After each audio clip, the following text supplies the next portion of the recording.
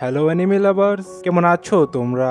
অ্যানিমারফতের আজকের ভিডিওতে আমরা এক্সপ্লেন করব more than a married couple অ্যানিমের দ্বিতীয় এপিসোড। যদি তোমরা প্রথম এপিসোডটি দেখে না থাকো তাহলে ডিসক্রিপশন বক্সে প্রথম এপিসোডের লিংক দেওয়া আছে, সেখান থেকে দেখে আসো, তাহলে দ্বিতীয় এপিসোডটি ভালোভাবে বুঝতে পারবে। তো এপিসোডের শুরুতেই আমরা জিরোকে ঘুমিয়ে থাকতে দেখি, আর তখনই বাইরে থেকে শিউরি জিরোকে ঘুম থেকে ওঠার জন্য ডাকতে থাকে। এরপর জিরো উঠে বাইরে যায় আর শিউরি তাকে জড়িয়ে ধরে বলে, আমার অনেক ভয় লাগছে, তুমি আমার সাথে বসবে প্লিজ জিরো।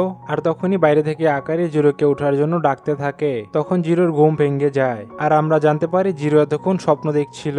মানে জিরো বেচারায় বারবার শিউরিকে নিয়ে চিন্তা করে কিন্তু সামনাসামনি কিছুই বলতে পারে না। এরপর আমরা দেখতে পাই জিরো দরজা খুলে বাইরে আসার সঙ্গে সঙ্গে আকারি তাকে জড়িয়ে ধরে আর বলে, শুধু আজকে রাতটা তুমি আমার সাথে বসতে পারবে।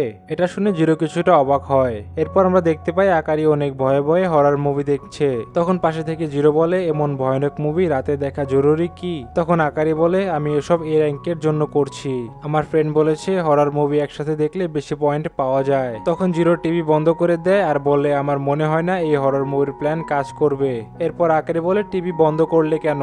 আমরা দুজন একসাথে হরর মুভি দেখলে বেশি পয়েন্ট পাবো। তারপর আমরা এই র্যাঙ্কে গিয়ে আমাদের পার্টনার চেঞ্জ করে নিব।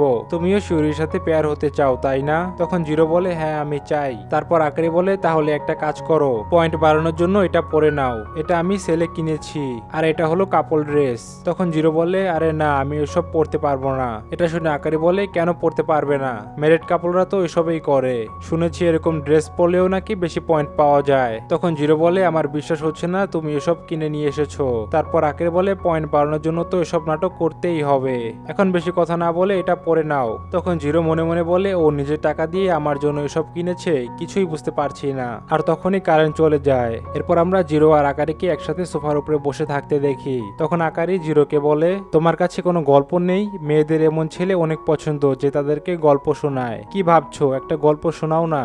তখন জিরো আকারিকে একটি হরর গল্প বলতে শুরু করে, কিন্তু আকারি একটু শুনেই ভয়ে নিজের কান ধরে ফেলে। তখন জিরো বলে, আকারি তুমি চুপ কেন? আমি বুঝেছি তুমি গল্প শুনে ভয় পাচ্ছ তাই না, আচ্ছা সরি। তখন আকারি বলে, মিনামি থাকলে আমার সাথে কখনোই এরকম করতো না, ও আমাকে অনেক ভালো গল্প শোনাইতো, কিন্তু এখানে এই সময় আর কেউ নেই, শুধু তুমি আছো আর আমার ভয় লাগছে। তুমি কি আজকে রাতটা আমার সাথে থাকবে প্লিজ? তখন জিরোর চেহারা লাল হয়ে যায় আর মনে মনে বলতে থাকে, এত ভালোবাসা, আমার বিশ্বাস হচ্ছে না, ও আসলে কি চাচ্ছে? আমি ভার্জিন দেখে কি আমার সাথে মজা নিচ্ছে? তখনই আকারি একটি মোমবাতি খুঁজে পায়। এরপর আকারি আর জিরো একসাথে বসে থাকতে থাকতে ঘুমিয়ে যায়। তারপর সিন চেঞ্জ হয়ে আমাদেরকে স্কুলের র্যাঙ্ক বোর্ডের সামনের দৃশ্য দেখানো হয়। তখন কামো জিরোকে বলে, তুই তো অনেক ভালোই করছস, তোর র্যাঙ্ক 12 নাম্বারে। আমি তোর ফিলিংস সম্বন্ধে বুঝে গিয়েছি, কারণ বি র্যাঙ্কে যতগুলো আছে সবগুলোই মেয়েদের বিষয়ে পাকা খেলোয়াড়। এটা শুনে জিরো বলে, আমারটা বাদ দে, তোর কি খবর? তখন কামো বলে, যদিও এবার আমার র্যাঙ্ক সি, কিন্তু পরের বার আমি এ র্যাঙ্কে চলে আসবো। তখন আকারি পেছন থেকে এসে বলে, এটা হতে পারে না, মিনামি ই র্যাঙ্কে। তখন জিরো অনেকটা অবাক হয় আর মনে মনে শিউরির কথা ভাবতে থাকে, কিন্তু আবার অনেক খুশিও হয় এটা ভেবে যে মিনামি আর শিউরির মধ্যে সবকিছু ঠিক ছিল না। এরপর সিন চেঞ্জ হয় আর আমরা জিরোকে অসুস্থ অবস্থায় দেখতে পাই। আর তখনই আকারি তাকে মেসেজ দেয় সে তার ফ্রেন্ডদের সাথে বাইরে যাচ্ছে। মেসেজ দেখে জিরো বলে, এখানে আমি অসুস্থ আর আজকে ওকে বাইরে যেতে হলো, যদি শিউরি হতো তাহলে বাসা থেকে আমার খেয়াল রাখতো। জিরো এসবই ভাবছিল, তখনই কলিং বেল বাজে। তখন জিরো দরজা খুলতে যায় আর মনে মনে ভাবতে থাকে হয়তো আকারি এসেছে, কিন্তু দরজা খুলে শিউরিকে দেখি কিছুটা চমকে যায়। তখন শিউরি বলে, এখন তোমার শরীর কেমন আছে? এরপর সিন চেঞ্জ হয়ে যায় আর আমরা আকারিকে তার দুই ফ্রেন্ডের সাথে রেস্টুরেন্টে বসা দেখি। তখন আকারিকে তার ফ্রেন্ড বলে, তোমার মন খারাপ কেন আকারি? তুমিই তো বলেছিলে তোমার প্যানকেক খেতে মন চাচ্ছে। তখনই আকারি আরেকটি ফ্রেন্ড বলে, তুমি মিনামির কথা ভাবছো তাই না? এর উত্তরে আকারি বলে, আরে এসব বাদ দাও, চলো প্যানকেক খাই। এরপর সিন চেঞ্জ হয় আর আমরা জিরো ও শিওরিকে একসাথে দেখতে পাই। তখন জিরো বলে, তোমাকে অনেক ধন্যবাদ শিওরি এখানে আসার জন্য। তারপর শিওরি বলে, ধন্যবাদ তুমি আকারিকে বললো, কারণ ওই আমাকে এখানে আসতে বলেছে আর আমিও তোমার কথা চিন্তা করছিলাম তাই চলে আসলাম। এখন তোমার মাথায় পট্টি লাগিয়ে দেই, তাহলে তাড়াতাড়ি সুস্থ হয়ে যাবে।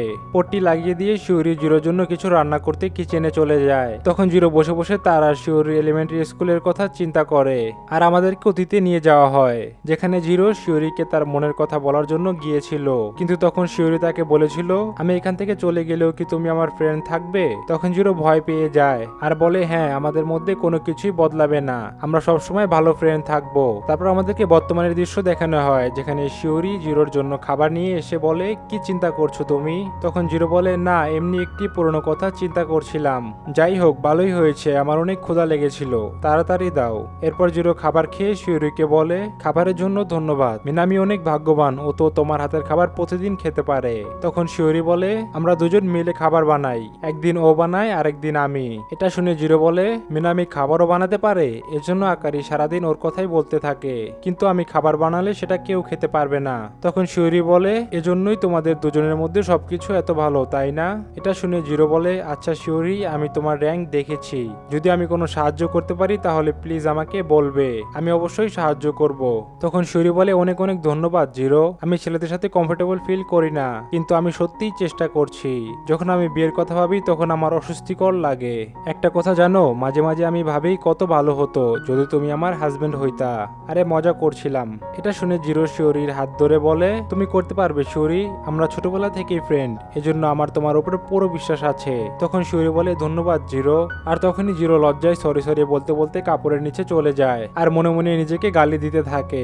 এভাবেই জিরো ঘুমিয়ে যায়। তখন শিউরি তার কাছে গিয়ে বলে, শোনো জিরো, আমি তোমাকে অনেক, এতটুকু বলার পরে শিউরি চিন্তা করে, এসব আমার করা ঠিক না, আমাদের বিয়ে ছাড়া এসব করা ভুল হবে। তখন শিউরিও তার অতীতের কথা চিন্তা করে। আসলে তখন শিউরি ও জিরোকে তার মনের কথা বলতে গিয়েছিল, কিন্তু দুজনের মধ্যে কেউ বলতে পারেনি। এরপর শিউরি চলে যায় আর আকারিও বাসায় এসে শাওয়ার নিতে যায়। তখন জিরো আকারিকে বলে, শিউরি এসেছিল কারণ তুমি ওকে বলেছিলে, তাই না? এজন্য তোমাকে অনেক ধন্যবাদ। তখন আকারি মনে মনে বলে, এটা তো ভালো কথা, কিন্তু আমার খারাপ লাগছে কেন? এরপর আকারি কিছু বলছে না দেখে জিরো বলে, আচ্ছা আমি ঘুমাতে যাচ্ছি, আমি কালকে স্কুলে যাব। আর এখানে দ্বিতীয় এপিসোডটি শেষ হয়ে যায়। বন্ধুরা, আজকের এক্সপ্লেন ভিডিওটি আপনার কাছে কেমন লেগেছে কমেন্ট করে জানাতে পারেন। যদি ভিডিওটি ভালো লেগে থাকে তাহলে ভিডিওতে লাইক করে পরবর্তী এপিসোড দেখার জন্য চ্যানেলটিকে সাবস্ক্রাইব করে কমেন্টে #episode3 লিখুন। ধন্যবাদ।